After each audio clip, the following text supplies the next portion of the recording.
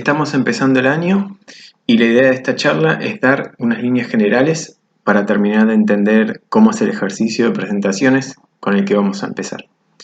Son líneas generales y no leyes taxativas lo que vamos a hablar ahora. Comencemos por el principio. Lo primero que vamos a hacer es definir qué es una presentación audiovisual. Podemos decir que una presentación audiovisual es una manera de comunicar. Dentro de los diferentes tipos de presentaciones que existen, ya sea en vivo, on demand vía web, interactivas, etc., nosotros vamos a trabajar en una presentación audiovisual en vivo.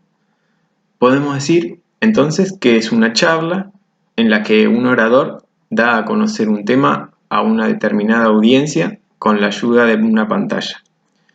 No es un documento, aunque contiene información, y no es un video, aunque contiene animaciones. Entonces, dentro de los diferentes usos que puede tener una presentación, se encuentran persuadir, motivar, vender, educar, dar a conocer o informar. Pero siempre hay que tener en cuenta que la presentación se dirige a una audiencia. Entonces, ¿por dónde empezamos? Vamos a empezar por el relato. Una de las primeras cosas que debemos definir es sobre qué tema vamos a hablar. Si no tenemos un relato armado, es poco útil comenzar a diseñar. Nosotros vamos a hacer una presentación que va a tratar sobre algún aspecto de la vida de un personaje reconocido. Vamos a construir un relato hablado y gráfico.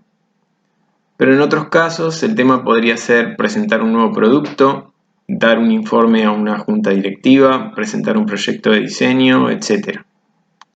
Debemos recolectar la mayor cantidad de información posible e ir editándola. Es necesario que hagamos un recorte, una selección de información que valga la pena ser escuchada por la audiencia. Una vez que tengamos esa información, sería ideal comenzar con un esquema que nos permita visualizar la total magnitud de nuestro relato, de manera que sepamos dónde vamos a comenzar y hacia dónde tenemos que dirigirnos. Esto nosotros lo vamos a pedir con el correr de las clases, por lo que vayan pensando en que lo van a tener que hacer. Un consejo acertado sería hacer muchos bocetos en lápiz de cada una de las pantallas hasta encontrar la mejor manera de mostrar la información. Tal vez ahí nos demos cuenta, por ejemplo, que para mostrar algo tenemos que hacerlo en varias pantallas en lugar de solo en una. Es una necesidad saber qué información vamos a comunicar y encontrar el diseño apropiado para que esa comunicación se entienda de la mejor manera. Hay un libro llamado Método TED para hablar en público que cuenta el modo en que los oradores de las charlas TED preparan sus presentaciones. TED es una organización sin fines de lucro dedicada a difundir ideas enmarcadas en los ámbitos de la tecnología, entretenimiento y el diseño. Esta organización brinda charlas exclusivas presentadas por personas con trabajos destacados o personas comunes que tienen anécdotas o vivencias dignas de ser contadas y difundidas. En este libro sugieren 3 maneras para arrancar las presentaciones. Entonces, ¿cómo introducir la charla? Ya sea contando una anécdota personal, relatando una afirmación sorprendente o formulando una pregunta contundente.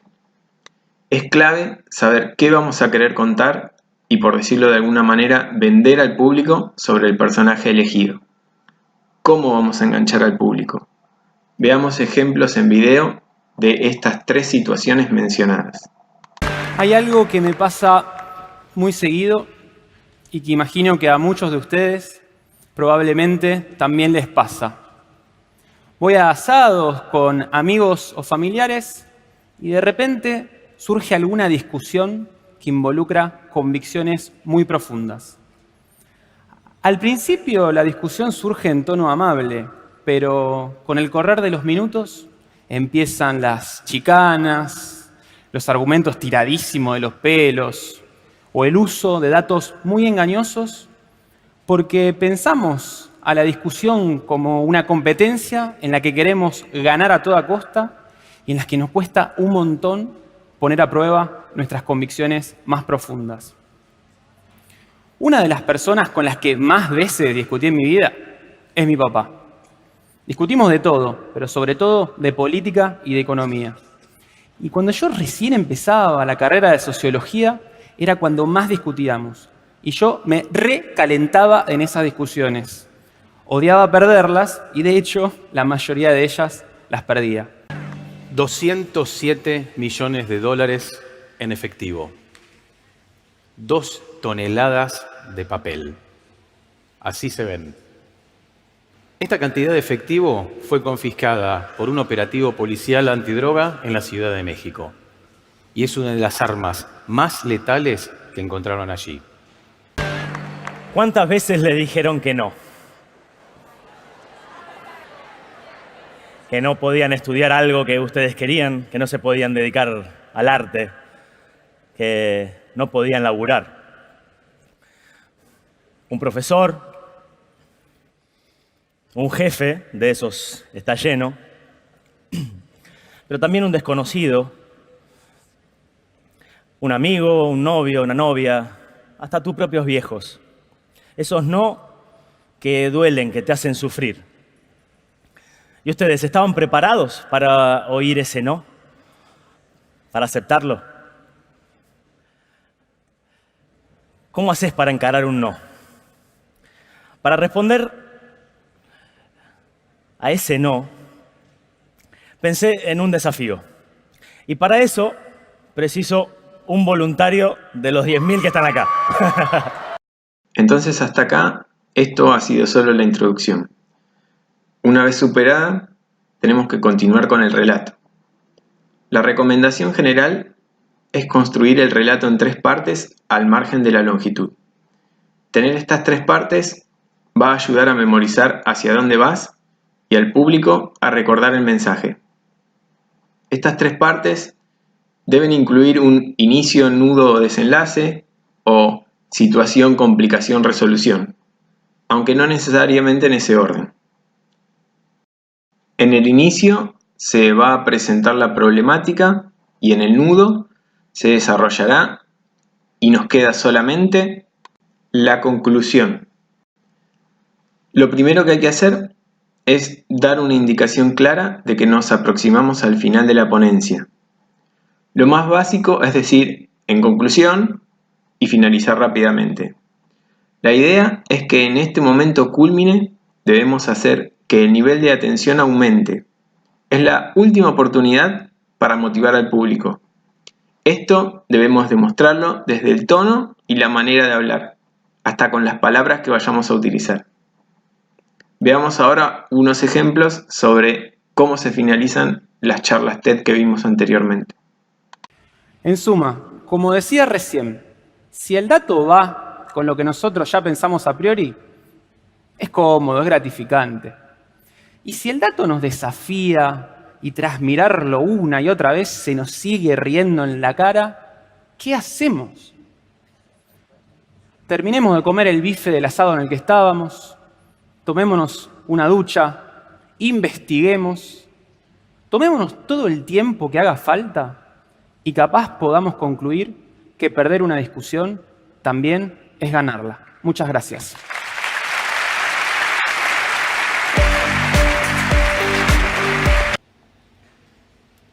Se viene una transformación muy grande, una transformación para bien.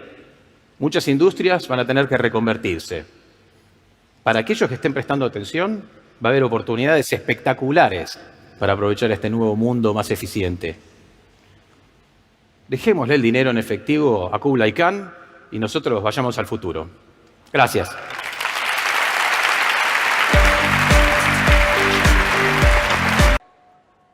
Van a tener lluvias de no, vientos de no, soberbias, golpes de no. Sigan su instinto, persigan su trance de felicidad. Juéguensela, vayan por la botella, vayan por la pelota, siempre. Entréguense totalmente y que se preparen todos aquellos que alguna vez les dijeron que no. Muchas gracias.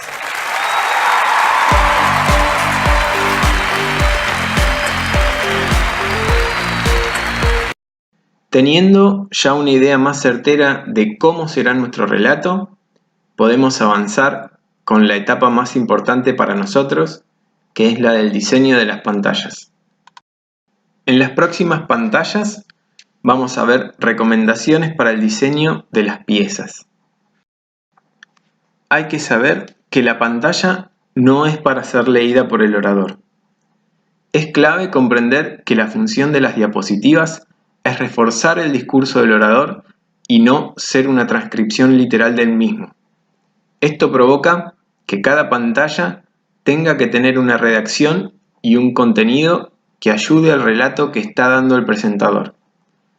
Si la pantalla fuera una transcripción del relato del orador, el público se adelantaría a leer los conceptos que se van a desarrollar, perdiendo el foco del discurso. Además, ¿cuál sería el punto de tener al orador?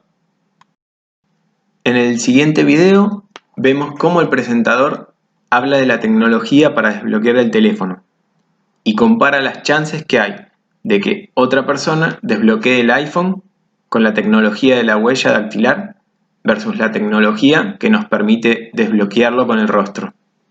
Notemos cómo en la pantalla solo hay informaciones que hagan resonar las partes más importantes del discurso.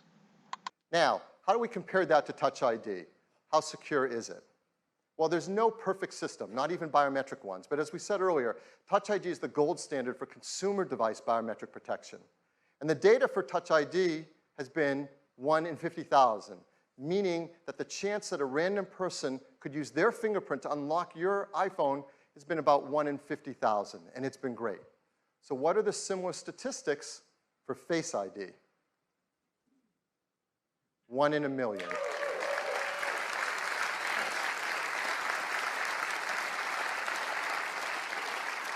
The chance that a random person in the population could look at your iPhone 10 and unlock it with their face is about 1 in a million.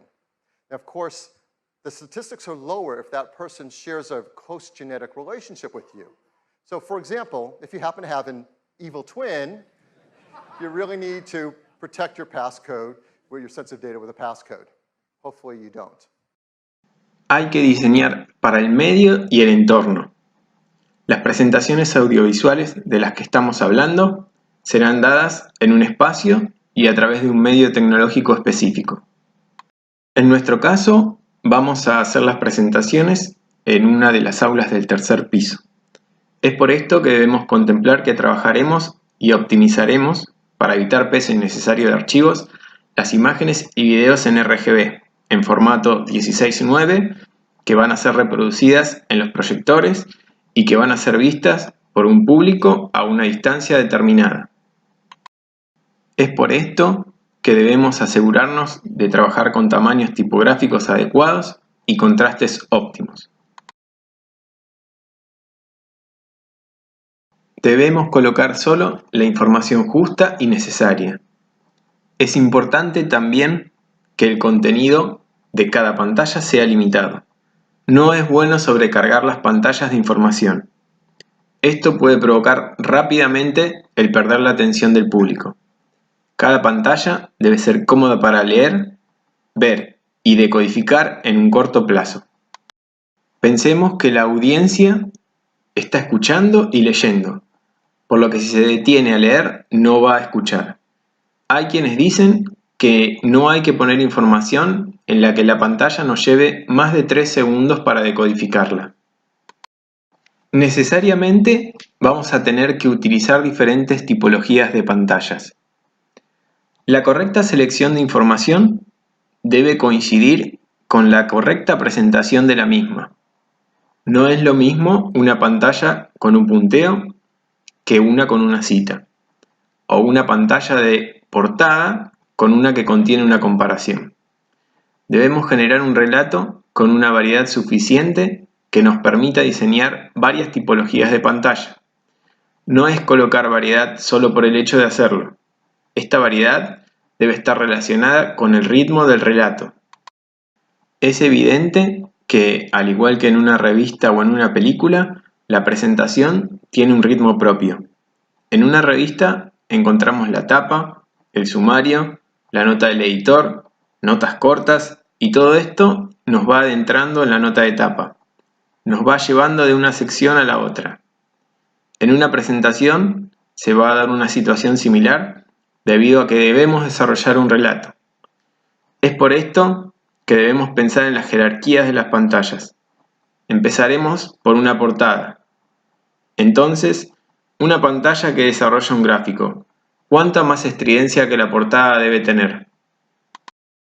A continuación, vamos a ver algunas de las posibles tipologías de pantalla. La portada o pantalla de título es la puerta de entrada a nuestra presentación. Debe ser lo suficientemente atractiva como para captar la atención de la audiencia. En nuestro caso, que trabajaremos con personajes, sugerimos utilizar una imagen potente del mismo junto con algún título que dé un indicio del aspecto principal que queremos destacar.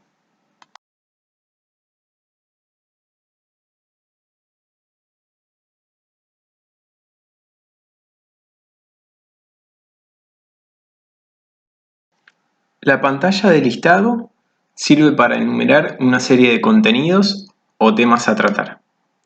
Es importante saber que no es necesario que los listados sean solo tipográficos. Como veremos a continuación, encontramos que estos pueden tener más elementos que los hagan más amenos y agradables.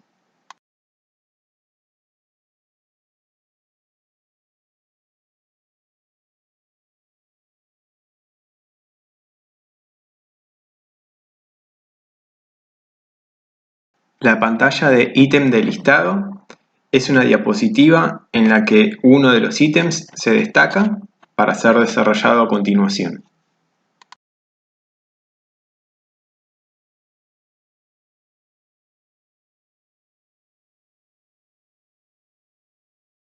Hay muchas informaciones que son más fáciles de comprender a través de gráficos.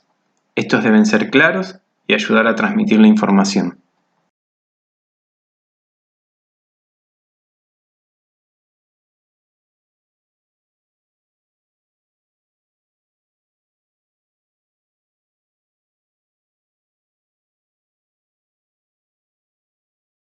Las pantallas que contienen una frase destacada deben ser coherentes comunicacionalmente. La jerarquización de la información dentro de la oración debe ser correcta. No es útil, por ejemplo, destacar palabras secundarias. Hay que resaltar la palabra clave de la oración.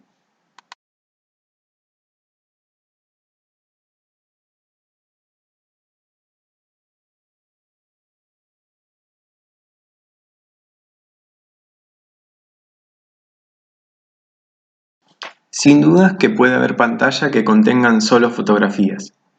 En todos los casos, las fotos elegidas deben ser de la mayor calidad y deben tener un sentido para el relato.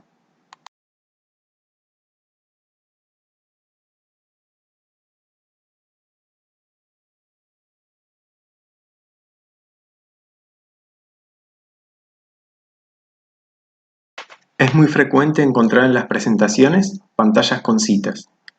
En todos los casos, debe quedar claro quién es la persona que la dijo y es conveniente utilizar las comillas.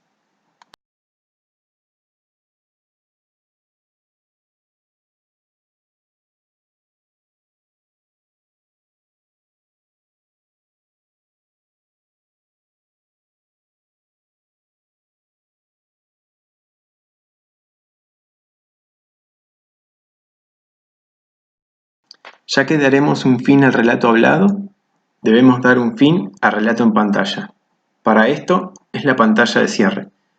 Muchas veces en conferencias se utiliza para colocar datos de contacto del orador.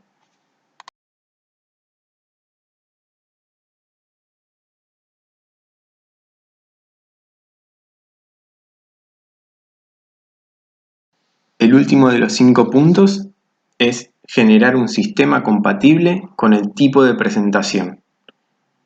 Esta variedad de tipologías de pantalla debe estar acompañada por una coherencia sistémica.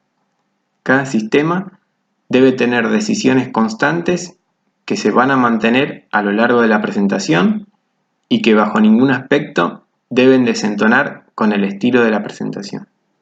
Sin dudas, hay que pensar en la audiencia para la que va dirigida la presentación y el tema a tratar. Dentro de estas decisiones estarán selección de tipografía o combinación de tipografías. ¿Cuántas tipografías vamos a usar? ¿Para qué vamos a usar cada una? ¿Le aportan singularidad a la presentación? ¿Son adecuadas al tipo de presentación? Selección de paleta de colores. ¿Qué colores vamos a usar? ¿Uno solo alcanza? ¿Genera mucha monotonía? ¿Conviene combinarlos? ¿Hasta cuántos colores puedo usar sin perder la idea del sistema? En las siguientes imágenes vamos a ver una pantalla que reúne un conjunto de diapositivas de una presentación y luego alguna de ellas en detalle.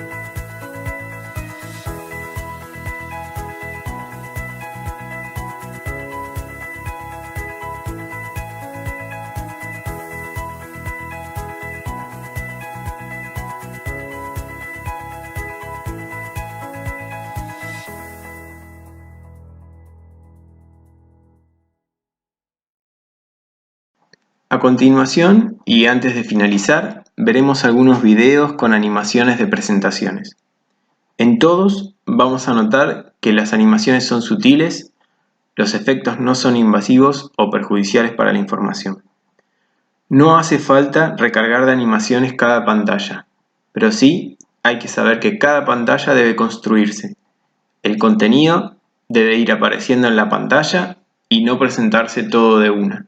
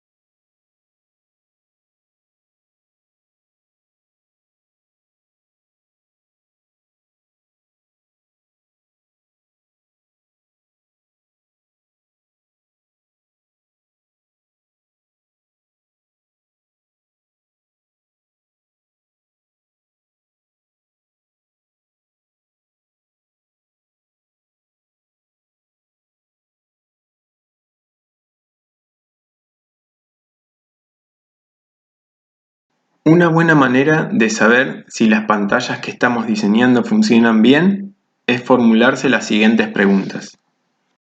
¿Hay un solo mensaje o varios? ¿Esta pantalla es relevante para el público? ¿El fondo sirve de apoyo o distrae? ¿El texto es corto o se ha transformado en un documento? ¿El color está sistematizado o se usa al azar? ¿Las fotos son simples o demasiado complejas? ¿Son efectivas para el mensaje? ¿Los diagramas aclaran las relaciones que cuentan o las confunden? ¿El contraste ayuda a priorizar la información o no? ¿Las contraformas están bien manejadas o no? ¿Las jerarquías están claras? ¿Las estructuras son claras y ayudan a la audiencia a saber cómo leer la pantalla? ¿Las animaciones tienen alguna intención o distraen? Como decía en un principio, estas son algunas líneas generales y no mandatos, pero seguramente les van a servir para hacer un buen trabajo. Muchas gracias.